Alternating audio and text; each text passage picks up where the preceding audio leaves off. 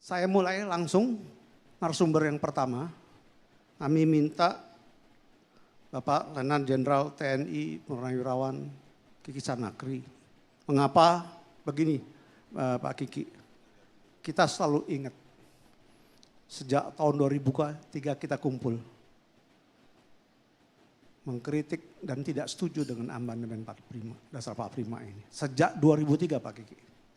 Kita kumpul di PPAD, kita kumpul di Pepabri, kita kumpul di Foko TNI Polri. Sampai hari ini keinginan kita tidak pernah berhasil. Oleh karena itu kami persilakan Pak Kiki menyampaikan.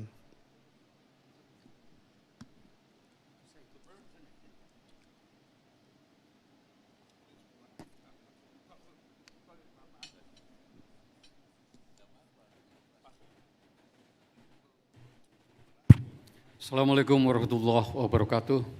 Salam sejahtera.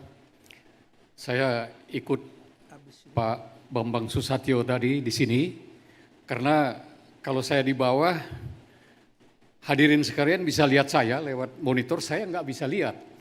Jadi kurang komunikatif gitu kira-kira. Yang saya hormati Bapak Ketua MPR RI, Bapak Bambang Susatyo. Yang saya hormati Bapak Ketua DPD, Bapak Insinyur Lanyala Mataliti. Yang saya hormati juga Bapak Ketua Umum FKPPI, Bapak Ponco Sutowo. Bapak, Ibu, narasumber sekalian. Yang saya hormati serta yang saya banggakan seluruh anggota FKPPI khususnya yang hadir di forum ini. Baik yang hadir secara offline maupun online. Waktu saya terbatas, maka saya lanjut langsung kepada materi.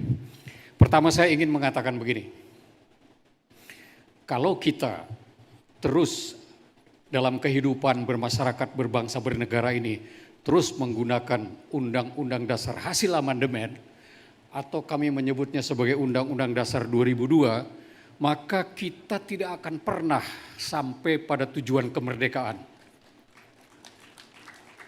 yaitu menjadi bangsa negara yang merdeka, bersatu, berdaulat, adil dan makmur. Tidak akan pernah.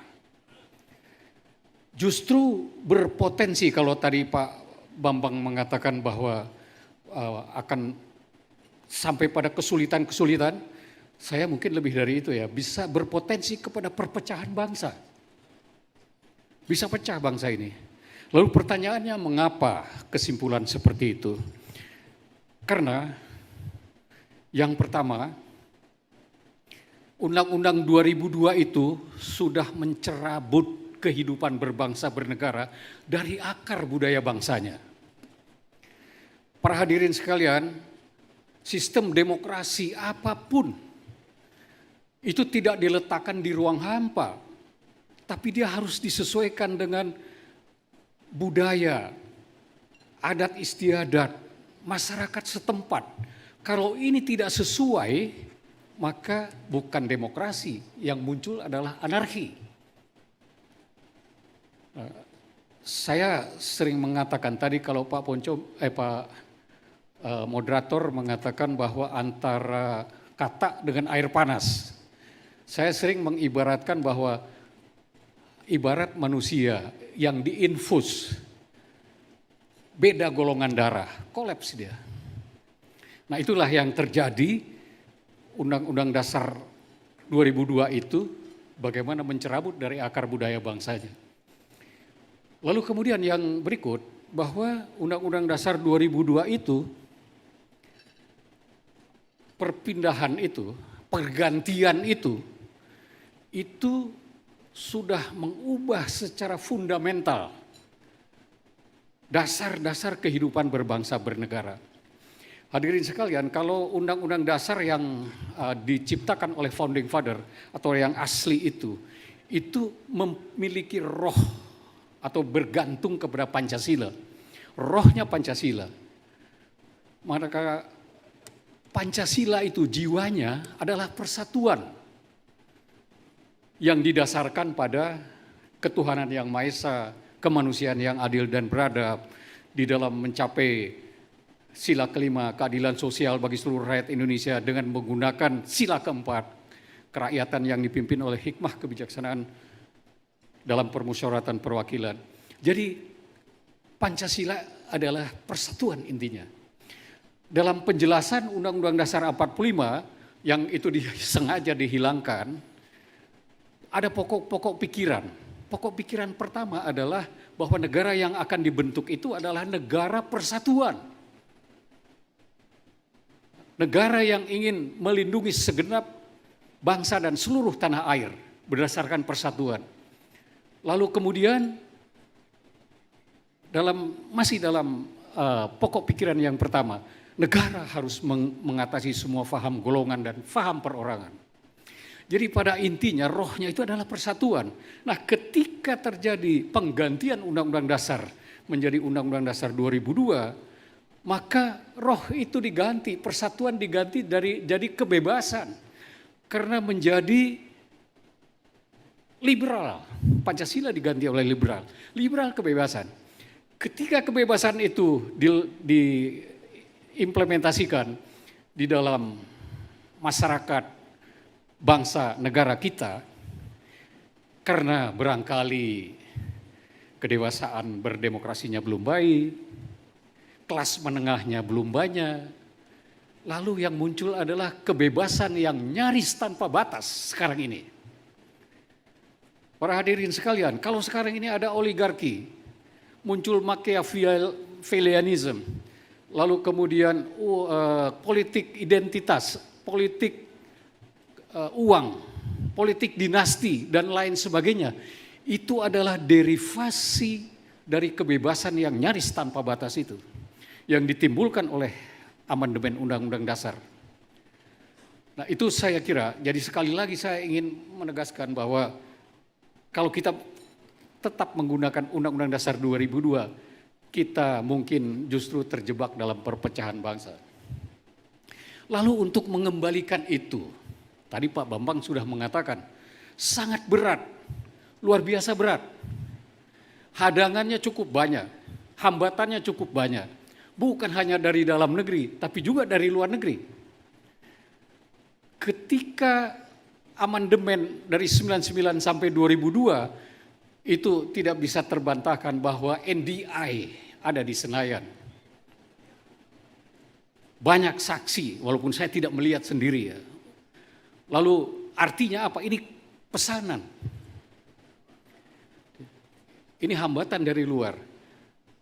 Tahun 2017, saya dengan Pak Indra Bambang Utoyo itu, dengan Pak Ian Santoso, duduk bersama-sama mendengarkan waktu itu pembicaraan antara Paul Wolfowitz yang datang tahun 2017 yang sedang berbicara di Hotel Mulia dengan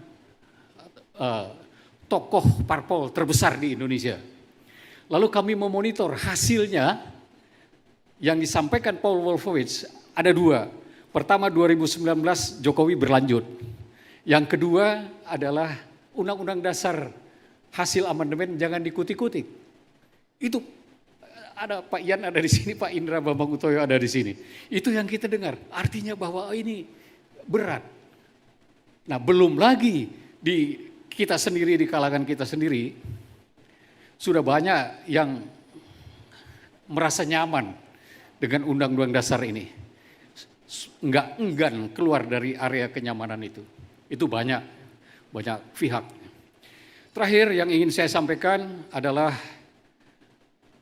ini pesanan Thor. Sesungguhnya apa sih yang harus diamandemen itu? Yang sesungguhnya, yang sebenarnya. Saya mungkin hanya ingin menyebut satu saja. Yang patut diamandemen itu adalah tentang rekrutmen utusan daerah dan utusan golongan. Belum diatur dalam Undang-Undang Dasar yang asli itu.